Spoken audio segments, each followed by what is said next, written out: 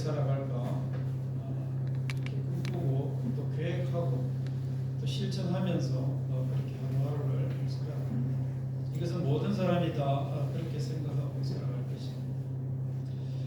무엇을 하든지 의미 있는 삶이 되기를 바라고 또 무엇을 생각하든지 그것이 열매와 결실을 맺기를 바라면서 그렇게 열심히 달려가지.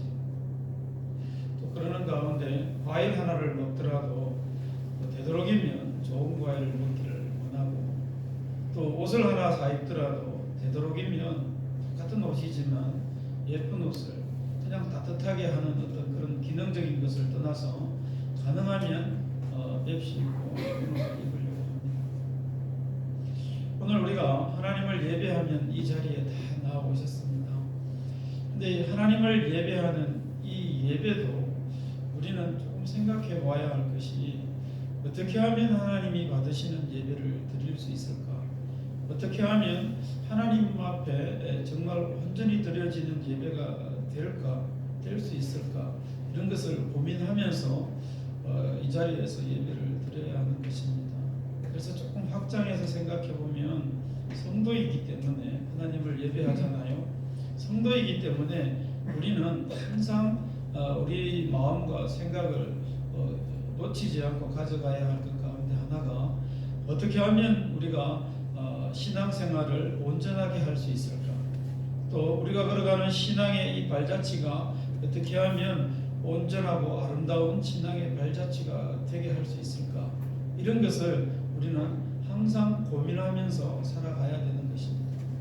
이것을 생각하지 아니하고 또 이런 것에 대해서 무감각해지면 결국은 본인이 손해를 보는 것이고 또 결국은 그 무감각해짐으로 말미암아 우리가 온전한 삶을 살아가지 못할 수도 있기 때문에 우리는 항상 놓치지 말아야 하는 것입니다. 그래서 온전한 신앙의 삶, 아름다운 믿음의 발자취를 남기기 위해서 우리가 무언가를 하나를 확 붙들어야 할 것이 있는데 놓치지 말아야 할 생각이 하나 있는데 그것이 뭐라고 여러분들은 생각하십니까? 바로 하나님의 뜻을 구하는 것을 항상 놓치지 말아야 합니다. 우리가 신앙의 삶을 살아가면서 또 아름다운 신앙의 발자취를 위해서는 하나님의 뜻을 배제하고 하나님의 뜻을 망각하거나 그것을 무시하고 우리가 독단적으로 또 무감각해진 상태로 신앙의 삶을 살아가고 끌어간다면 아무런 의미도 없고 하나님께서 원하시지도 않는 삶일 것입니다. 하나님은 분명히 우리들에게 이 땅 가운데 살아가면서 우리에게 요구하시는 삶이 분명히 있습니다. 그것은 하나님의 뜻이기도 합니다. 그래서 우리가 신앙의 삶을 살면서 하나님의 뜻이 도대체 무엇일까라는 것을 항상 머릿속에서 생각을 하면서 살아가야 된다 그 말씀입니다. 때문에 또 우리가 생각해야 될 것이 뭘까? 여러분들 자동차를 정말 잘 타려고 하면 여기 자동차 없는 분 없잖아요. 어떻게 하는 것이 자동차를 가장 잘 타는 것일까요? 미리미리 점검하는 것입니다. 사고가 나서 또 아니면 고장이 나서 이 고치기보다 수리하기보다 그런 고장이나 사고가 나기 전에 미리미리 자동차를 점검을 할 때에 우리가 자동차를 안전하게 잘 탈 수 있는 것처럼 이 신앙의 삶도 특별히 온전한 삶을 살기 위해서 하나님의 뜻을 이렇게 구해야 된다라고 말씀을 드렸는데 그러기 위해서는 우리 자신의 신앙의 삶들을 항상 점검하고 돌아보는 자세가 우리들에게 요구가 되어진다 그 말씀입니다. 이 깊어가는 가을에 이제 한 달 정도 남았습니다. 다시 한번 나의 신앙의 발자취를 한번 되돌아보시고 그리고 내가 하나님의 뜻을 다시 한번 나의 삶에 잘 적용을 시켜서 살아가고 있는지를 그렇게 점검해보는 그런 시간들이 되시기를 바랍니다. 그래서 우리가 주님의 뜻을 깨닫는 것이 매우 중요하다 그랬는데 이 성경에도 보니까 이 주님의 뜻을 제대로 깨닫지를 못함으로 말미암아 큰 낭패를 보고 또 실패를 경험한 인물들이 많이 있더라는 것입니다. 그게 있었습니다. 오늘 본문에 이 베드로가 그런 첫 번째 케이스라고 할 수 있습니다. 이 베드로는 오늘 읽었던 이 말씀 전에 예수님께서 이 제자들을 데리고 이렇게 늘 가까이 하시면서 훈련하는 가운데에 사람들이 도대체 나를 누구라 하더냐라는 질문을 던졌습니다. 그러니까 예수님이 누구신지를 알게 하시려고 이 땅에 오셨거든요. 하나님이십니다. 그런데 베드로가 그것을 고백을 했어요. 주는 그리스도시요 살아계신 하나님의 아들이십니다 라고 정확하게 예수님이 가장 기뻐하고 원하시는 대답을 베드로가 했습니다. 그래서 예수님이 굉장히 기뻤어요. 바요나 시몬아 네가 복되도다 라고 칭찬을 해주셨습니다. 17절 말씀입니다. 그래서 이를 내게 알게 하신 이는 혈육이 아니요 하늘에 계신 내 아버지시니라. 예수님이 굉장히 기뻐하셨어요. 그래서 예수님은 이 나의 정체성을 알았기 때문에, 내가 누구인지를 알았기 때문에 이제는 이들에게 내가 이 땅에 온 이유와 목적을 이야기를 해줘야 되겠다 싶어서 십자가를 지심을 이야기하시고 또 부활에 대해서 말씀을 하셨습니다. 근데 지금까지 이렇게 기적을 베푸시면서 예수 제자들과 함께 하셨던 예수님께서, 우리 선생님께서 십자가를 지신다라고 말씀을 하시자 이 베드로와 제자들은 이해를 할 수가 없었습니다. 그래서 오늘 본문에서 말해 주듯이 베드로가 이렇게 대답을 하는 것입니다. 22절 말씀에 보니까 주여 그리하지 마옵소서 이 일이 결코 주께 미치지 아니하리이다 이렇게 이야기를 하는 것입니다. 조금 전에 베드로를 칭찬했던 예수님께서 이 베드로의 이야기를 듣고 나서 베드로가 나를 위하여 이렇게 힘써 주려고 하는구나 라고 생각한 것이 아니라 그 다음에 23절 말씀에 보면 예수님께서 이렇게 말씀하십니다. 사단아 내 뒤로 물러가라. 뒤에 띄워주세요. 너는 나를 넘어지게 하는 자로다. 네가 하나님의 일을 생각하지 아니하고 도리어 사람의 일을 생각하는도다. 이렇게 예수님께서 이 베드로를 꾸짖고 책망하는 그런 말씀을 베드로에게 하신 것입니다. 베드로는 하나님의 일을 생각하지 못했습니다. 즉 하나님의 뜻이 무엇인지를 분별하지 못하고 예수님께서 하신 말씀이 무슨 뜻으로 하신 이야기인지를 그는 온전히 이해하지를 못했습니다. 그러고 나서 본인의 생각을 그대로 이야기를 한 것입니다. 주여 그리하지 마옵소서. 이 일이 결코 주님께 미치지 못할 것입니다. 우리 제자들이 있지 않습니까? 제가 있지 않습니까? 이렇게 이야기를 한 것이지. 그러면서 베드로가 또 한번 보십시오. 예수님이 잡히시던 날 밤입니다. 전날 밤입니다. 대제사장들과 함께 로마 군병들이 예수님을 잡으러 왔어요. 그때 실제로 이제 제자인 이 베드로는 다른 제자들과 달리 이 굉장히 흥분한 상태로 말고의 길을 칼을 뽑아서 쳤습니다. 그래서 실제로 이 말고라는 사람의 귀가 땅에 떨어졌습니다. 베드로는 지금까지도 지금 내일이면 몇 시간 뒤면 예수님이 십자가를 지실 것인데 그 순간까지도 이 베드로는 이 하나님의 뜻을 예수님이 하시고자 하는 일을 이해하지를 못했습니다. 그래서 그는 사람의 힘으로 자신이 가지고 있는 최선의 방법으로 칼을 뽑아서 그 잡으러 온 말고라는 사람의 귀를 쳐버린 것입니다. 그럴 때 예수님께서 이 말고 얘기를 주어서 다시 붙여주셨습니다. 그러면서 예수님께서 뭐라고 말씀하셨습니까? 금을 쓰는 자는 금으로 망하리라 이렇게 말씀을 하셨어요. 그래서 이것은 금을 써서 될 일이 아니야. 인간적인 어떤 힘들로 이걸 하는 것이 아니야. 하나님이신 내가 이 땅에 오셔서 내 땅에 와서 내가 해야 할 일들이 있는데 이것을 위해서 간절히 기도했고 땀방울이 땅에 떨어져 빗방울이 되도록 기도했고 이것을 위해서 성부 하나님께 간절히 기도했는데 이 제자들은 그 예수님의 뜻과 이 땅에 오신 목적을 기억하고 또 제대로 깨닫지 못해서 인간적인 방법으로 그것을 방해하려 했던 것입니다. 베드로의 마음과 행동은 인간적으로는 충분히 이해가 갑니다. 하지만 이것은 하나님의 방법도 아니요 하나님의 뜻도 아니었던 것이죠. 또 구약으로 좀 넘어가 볼까요? 사무엘상 13장에 보면 이 블레셋과 싸울 때에 이 사울 왕이 이 모습이 나옵니다. 이 번제를 드리는 이 이야기, 사울 왕의 이야기거든요. 그 13장 5절 말씀에 보면 싸우려 나온 블레셋 사람들의 모습이 마치 해변의 모래와 같이 많더라 그랬습니다. 굉장히 많은 그런 모래 같은 그런 군대가 대적이 지금 이 사울 왕 앞에 진을 치고 있는 것입니다. 여러분들 한번 생각해 보십시오. 이때 백성들은 어떤 마음일까요? 굉장히 두려웠습니다. 그래서 6절 말씀에 보면 두려움으로 인해서 굴로 숨고 숲으로 숨고 또 바위 틈으로 은밀한 곳으로 웅덩이로 이렇게 다 숨었다 그랬습니다. 그런데 엎친 데 겹친 격으로 이 사무엘 선지자가 오지 않는 것입니다. 8절 말씀입니다. 때문에 백성들이 군사들이 다 이 사무엘 왕 앞에서 흩어져 버렸습니다. 그러니 사울 왕의 마음이 어떨까요? 두려웠겠죠. 마음이 조급했겠죠. 모래와 같이 많은 대적들을 앞에 두고 백성들이 군사들이 다 흩어지는 모습을 본 이 왕의 마음은 어떻겠냐는 것입니다.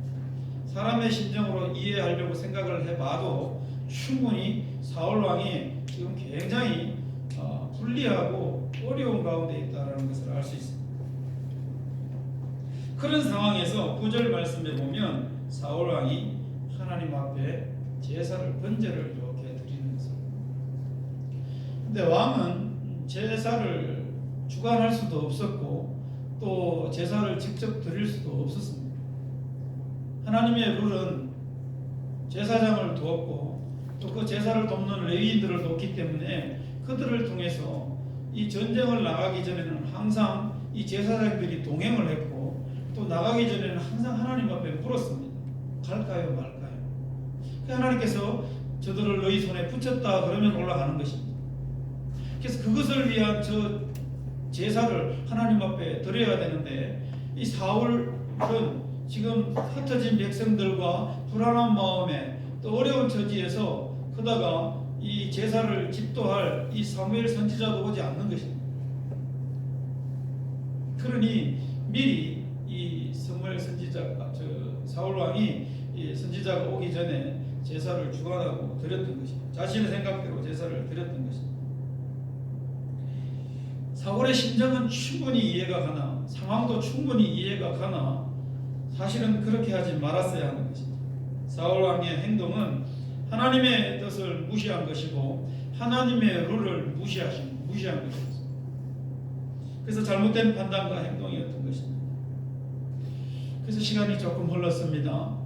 사무엘 선지자가 왔습니다.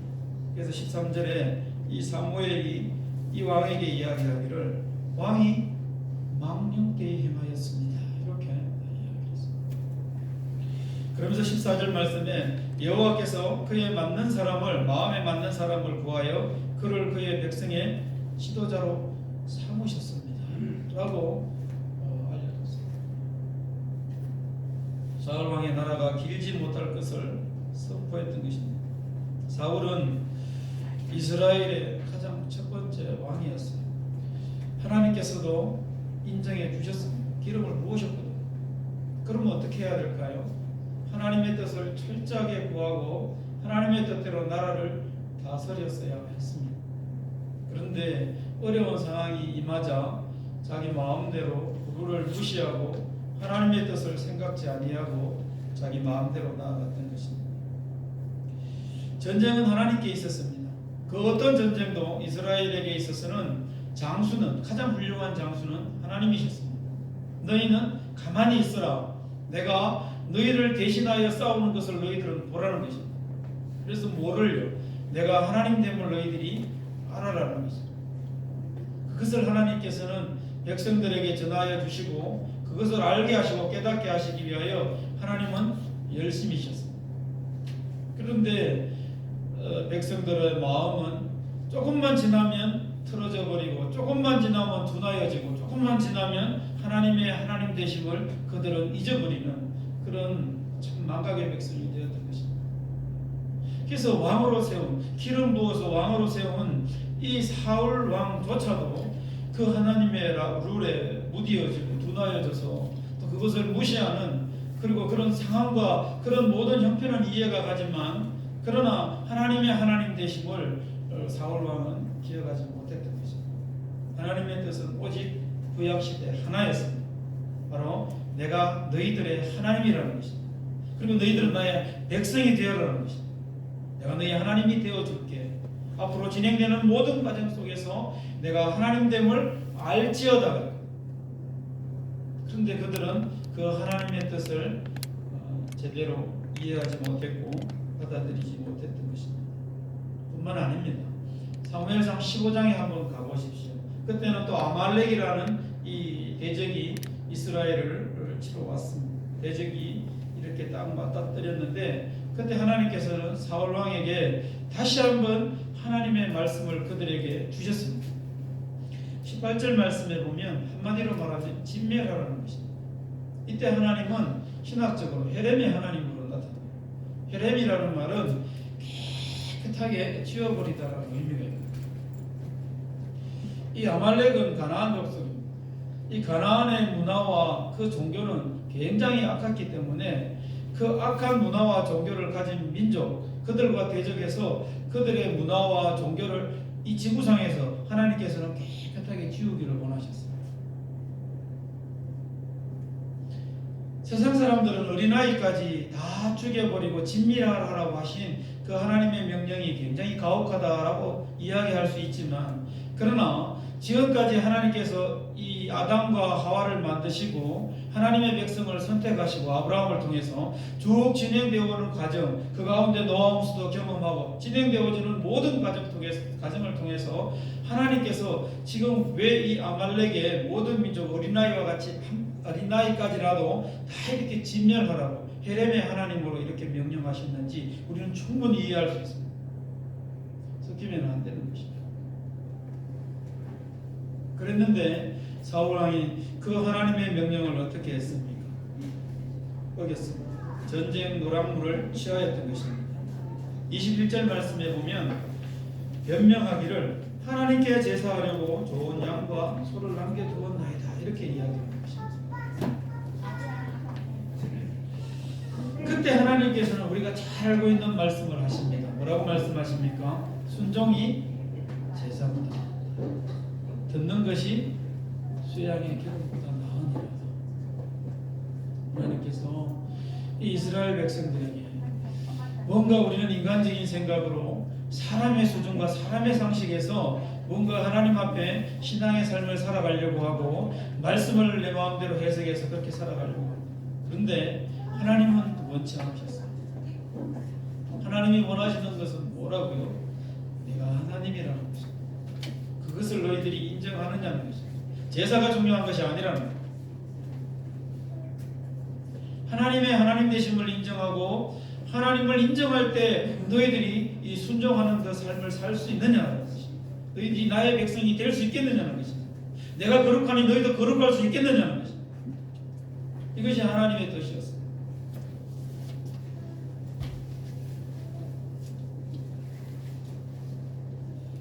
35절 말씀에 사울을 이스라엘 왕으로 삼으신 것을 후회하셨더라 그랬습니다.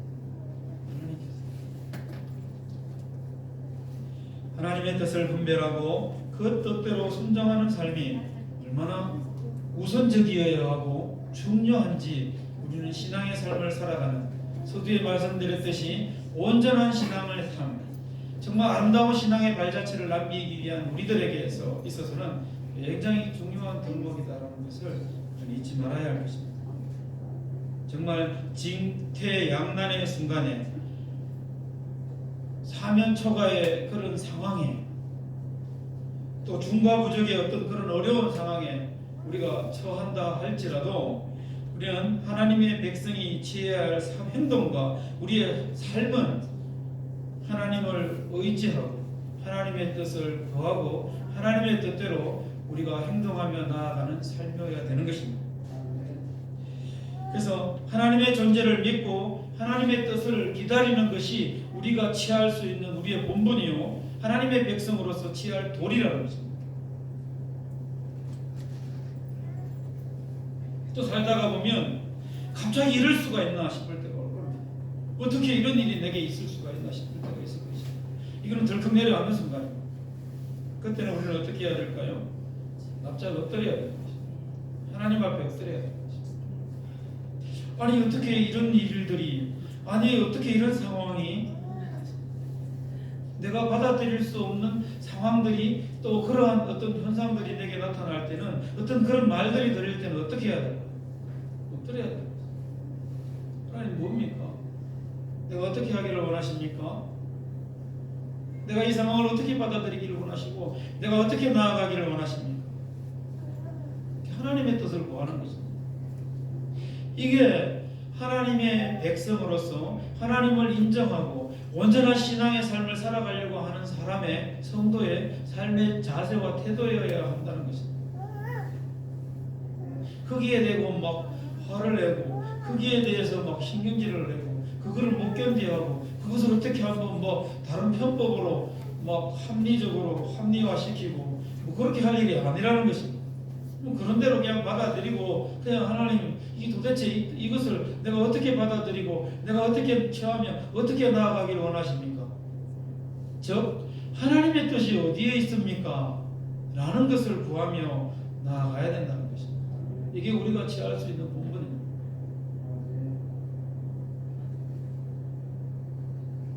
겟세마네 동산에서 예수님께서 이 사실을 우리에게 보여주셨습니다. 예수님의 입장에서는 십자가를 지시는 게 이거는 진짜 가슴이 철렁 내려앉는 일이에요. 물론 준비하고 계획해서 이 땅에 오셨지만 많은 기적을 나타내고 수많은 사람들로부터 존경받고 제자들도 이미 무리를 이루어서 자기를 따르려고 하는 그런 상황에서 십자가를 지어야 한다. 인간적으로 생각하면 이거는 황당한 일이에요. 그때 예수님께서 하나님 앞에 나아가서 얼굴을 땅에 대시고 간절히 기도하십니다. 내 아버지여,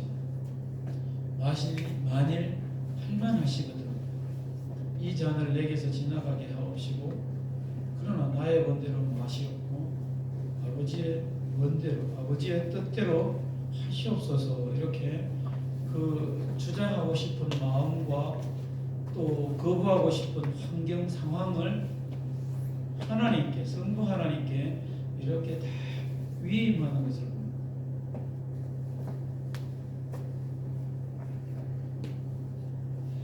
나의 원하는 것이 있지만은 아버지의 뜻을 먼저 예수님께서 보였던 것입니다. 이 땅에서 살아가는 하나님의 백성들이 중요한 일을 앞두고 어떤 중요한 것을 결정하고 결단할 때에도 우리는 어떻게 해야 된다는 것을 예수님을 통해서 배웁니까? 바로 하나님의 뜻을 구해야 된다는 것입니다. 우리의 삶은 항상 선택이 앞에 놓여져 있습니다. 이렇게 할까 저렇게 할까 어떻게 해야 될지를 우리는 항상 선택하면서 살아가는 것이 인생입니다. 그런 우리들에게 믿음의 사람으로서 성도로서 어떤 선택을 하고 어떤 결정을 하는 것이 옳을까라고 우리에게 묻는다면 우리는 하나님의 뜻대로 그렇게 선택하고 결정하고 나아가야 됩니다 라고 말할 수 있어야 되고 또 우리로 살아낼 수 있어야 된다. 할렐루야.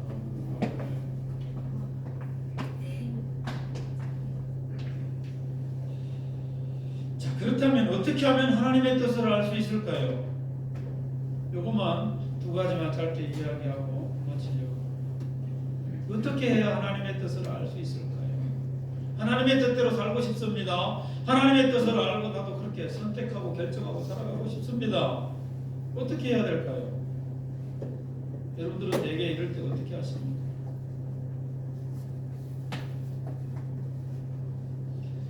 우리는 우리에게 하나님께서 큰 축복을 주시는데 바로 이 성경입니다. 하나님의 말씀이 이 성경 안에 고스란히 담겨져 있고 하나님의 마음이 성경 안에 고스란히 담겨져 있습니다. 그래서 하나님의 마음이 담겨져 있다는 것은 하나님의 뜻이 이 성경 안에 그대로 기록이 되어 있다 그 말씀입니다. 성경은 모든 사람들에게 하나님의 뜻을 자세하게 이야기해 주고 있습니다. 1600년 동안 여러분들 한번 생각해 보십시오. 성경이 지어진 연도가 그 기간이 1600년의 기간에 내용들을 기록을 합니다. 그리고 40여 명이 넘는 저자가 있어요. 다 달라요. 그런데 그 긴 시간 동안 그 많은 저자들이 이 성경을 이렇게 기록을 했는데 그런데 읽으면 읽을수록 공통적이고 굉장히 일관성 있게 하나님께서 주신 말씀들이 녹아져 있더라는 거죠. 하나님의 마음이 녹아져 있습니다.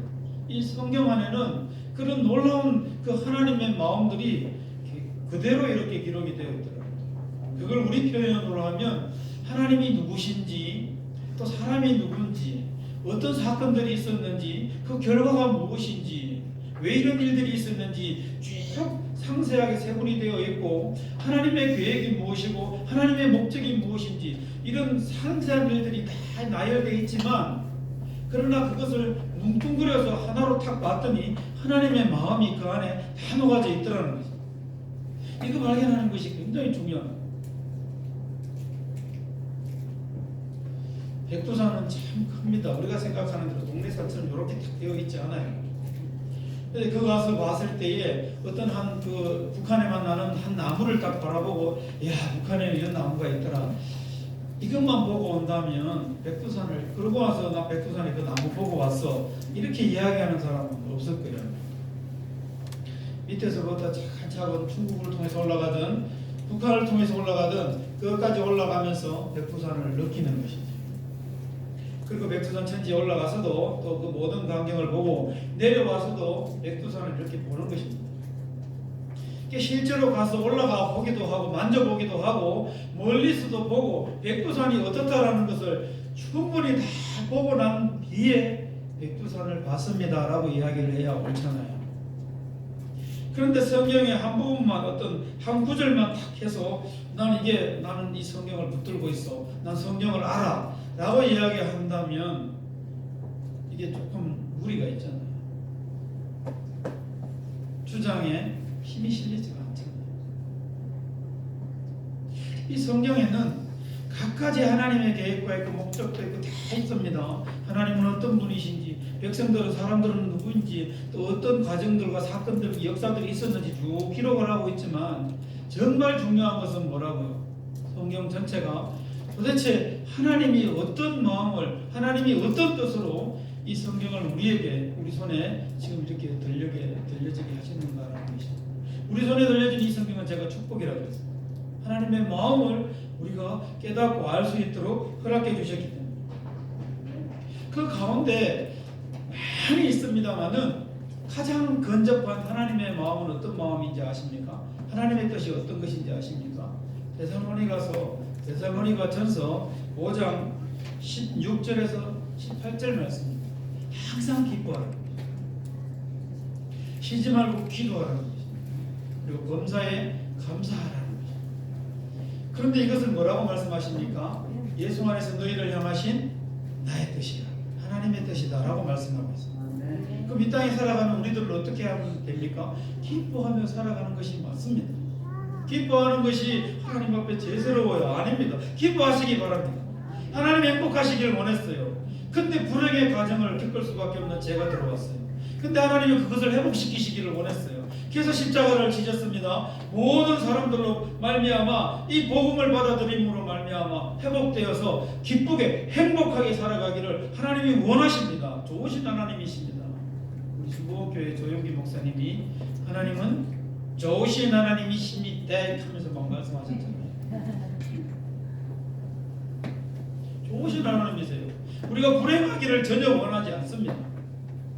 다만 불행할 때는 한번 되짚어 보시기 바랍니다. 성경에도 그걸 가르쳐 주고 있는데 불행할 만한 원인들이 있었어요. 욥을 제외하고.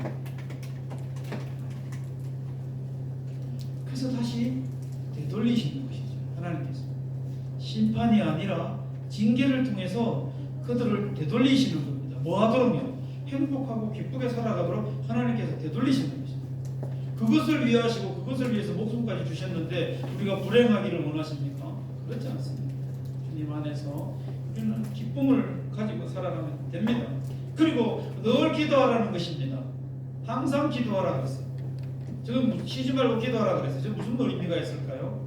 너희들과 관계하고 싶어. 내가 하나님이잖아. 너희는 내 백성이잖아. 내가 이 기도를 통해서 너희들과 소통하고 싶어. 항상 관계하고 싶어. 내가 하나님 될게 너는 나의 백성이 돼. 내가 아버지가 될게 너는 나의 자녀가 돼. 조금 컸다고 머리 굵었다고 훅 떠나가 버리면 부모 입장에서 어떨까요? 마음이 굉장히 섭섭해요. 항상 끈을 가지고 항상 부모와 자식의 관계를 가지고 소통하고 그 관계를 유지해 가기를 하나님은 원하십니다. 그렇게 살아가기를 원해요. 하나님. 그렇게 살아가면 됩니다.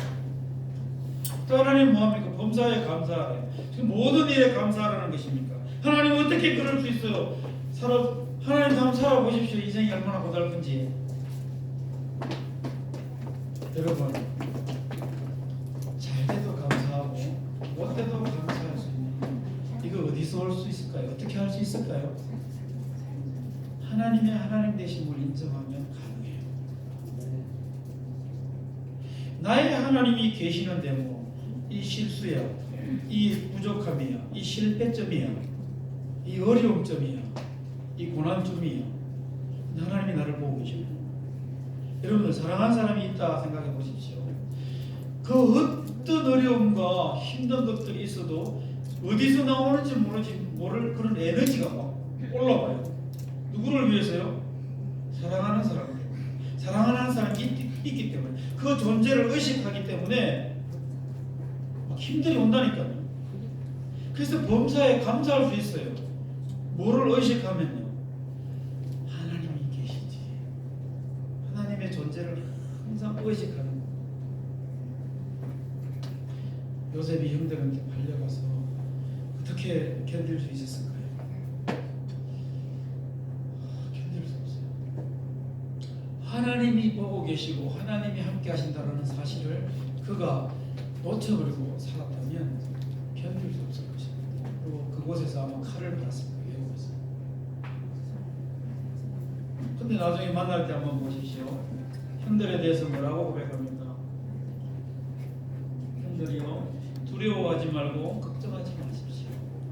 나를 이리로 보낸 것은 형들이 아니라 살아계신 하나님이십니다라고 고백하잖아요.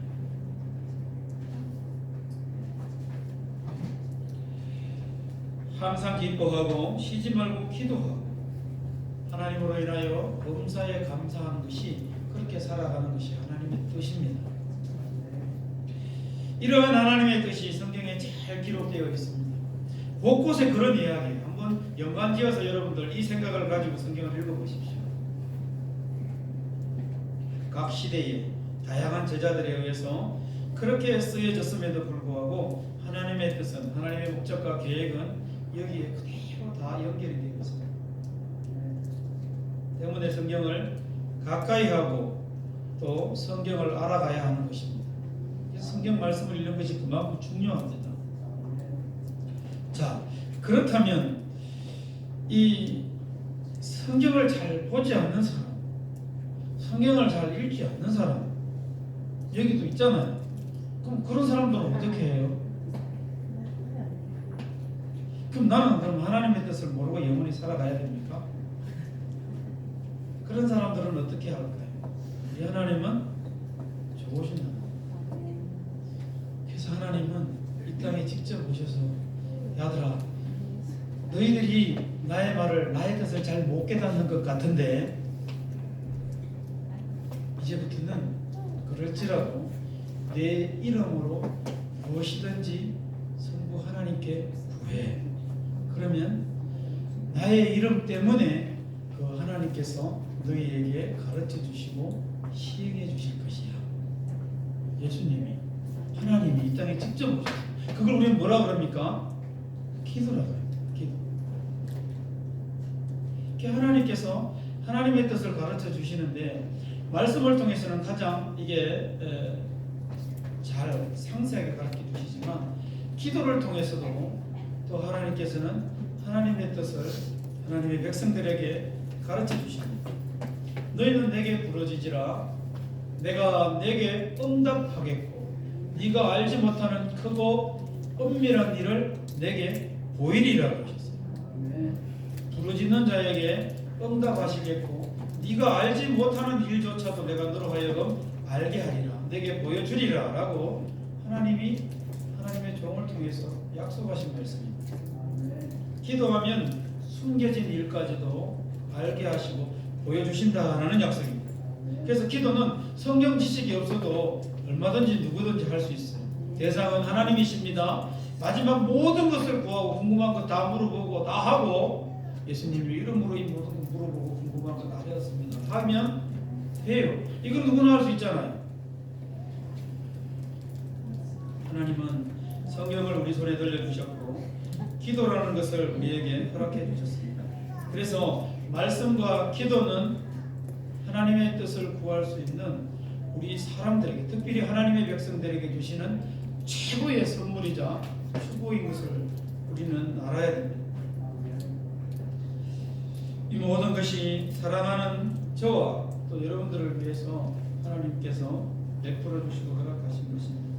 하나님은 성도들의 어려움을 원치 않으십니다. 성도들이 고난받는 것을 원치 않으십니다. 성도들이 막 난감해하는 것을 하나님은 원치 않으십니다. 그래서 때문에 하나님께서는 시험을 주시지도 않으시고 시험을 당할 점에는 피할 길도 하나님께서 주시다는 것입니다. 신앙생활을 어떻게 하면 온전하게 할 수 있을까? 어차피 신앙생활을 시작하고 지금 내가 걸어가고 있는데 어떻게 하면 아름다운 신앙의 발자취를 남길 수 있을까? 우리는 항상 고민하며 살아가야 된다 했습니다. 말씀을 냈습니다. 베드로는 좋은 고백이 있었지만 하나님의 뜻을 예수님의 뜻을 발견하지 못했습니다. 오히려 부중을 들었고 책망을 들었던 것을 우리는 기억해야 됩니다. 하나님의 뜻을 분별하고 순종하는 것이 매우 중요합니다. 근데 이것은 그렇게 넉넉하지 않고 쉽지는 않아요. 때론 나의 뜻과 맞지 않을 수도 있고 하나님의 뜻은 내가 원하는 것이 아닐 수도 있고 또 내가 생각하는 것이 아닐 수도 있어요. 합리적이지도 않을 수도 있고 때로는 내가 하나님의 뜻대로 살려고 하다 보면 손해보고 불리할 수도 있습니다. 그래서 쉽지 않다는 것입니다. 그럼에도 불구하고 우리는 하나님의 뜻이 무엇인지를 항상 바라보고 견지하고 있어야 되고 또 그것을 구하는 삶을 살아가야 되는 것입니다. 그래서 우리는 이 삶을 위해서 하나님께서는 우리에게 성경도 주셨고 또 기도할 수 있도록 직접 이 땅에 오셔서 그 이름을 통하여 아뢰을 수 있도록 우리에게 기회도 허락해 주셨습니다. 하나님의 백성들이 하나님의 뜻을 헤아리면서 또 그 뜻대로 살아갈 수 있도록 하나님께서는 충분히 우리에게 배려해 주신 것입니다. 간절히 바라기는 내 뜻대로 살아가는 삶이 아니라 하나님의 뜻이 어디에 있는지 특별히 말씀과 기도를 통해서 하나님의 뜻을 잘 분별하고 하나님의 뜻대로 온전히 살아가는 그런 은혜가 있으시기를, 그래서 온전한 신앙의 삶이요 아름다운 신앙의 발자취를 남기시는 그런 복된 성도들 되시기를 주님의 이름으로 간절히 축원합니다. 우리 이 시간 기도합니다. 합심해서 기도할 텐데요. 사단은 에덴 동산에서부터 하나님의 백성들이 싫었습니다. 하나님과 아름다운 관계를 가져가는 것을 싫어했어요. 그래서 그것을 어떻게 하면 방해하고 끊어버릴까? 그러던 도중에 가장 연약한 보는 것과 또 먹는 것과 또 촉감, 감각적인 것을 이용해서 보암직도 하고 먹음직스럽고 탐스럽기까지 한 선악과를 통해서 인간의 마음을 유혹해서 죄악의 길로 이끌어갔습니다. 그 사단은 지금도 끊임없이 성도들을 미혹합니다. 하나님의 뜻대로 살지 뜻대로 온전히 살아내지 못하도록 끊임없이 잡아당기고 힘들게